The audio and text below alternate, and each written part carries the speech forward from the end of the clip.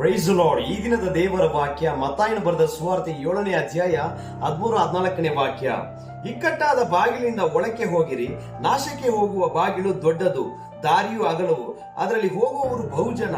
ನಿತ್ಯ ಜೀವಕ್ಕೆ ಹೋಗುವ ಬಾಗಿಲು ಇಕ್ಕಟ್ಟು, ದಾರಿಯು ಬಿಕ್ಕಟ್ಟು, ಅದನ್ನು ಕಂಡುಹಿಡಿಯುವವರು ಸ್ವಲ್ಪ ಜನ ಎಂಬುದಾಗಿ ವಾಕ್ಯ ಬರೆಯಲ್ಪಟ್ಟಿದೆ. ಹೌದು ಪ್ರಿಯರೇ, ಇಕ್ಕಟ್ಟಾದ ಬಾಗಿಲನ್ನು ಕಂಡುಹಿಡಿದು ಅದರಲ್ಲಿ ಹೋಗುವುದಕ್ಕೆ ಪ್ರಯತ್ನಿಸಿರಿ. ಯಾಕಂದ್ರೆ ಅದು ನಿತ್ಯ ಜೀವಕ್ಕೆ ಹೋಗುವ ಮಾರ್ಗವಾಗಿದೆ. ಇಕ್ಕಟ್ಟಾದ ಬಾಗಿಲು ಎಂಬುದಾಗಿ ನೋಡುವುದಾದ್ರೆ ಪರಿಶುದ್ಧತೆ, ನಿಷ್ಕಳಂಕ, ದೇವರಿಗೆ ಭಯಪಡುವುದು, ಆತನ ಮಾರ್ಗದಲ್ಲಿ ನಡೆಯುವುದು, ಆತನ ಆಜ್ಞೆಯನ್ನು ಪಾಲಿಸುವುದು. ಮತ್ತು ನಾಶಕ್ಕೆ ಹೋಗುವ ಮಾರ್ಗವು ವಿಶಾಲವಾಗಿದೆ.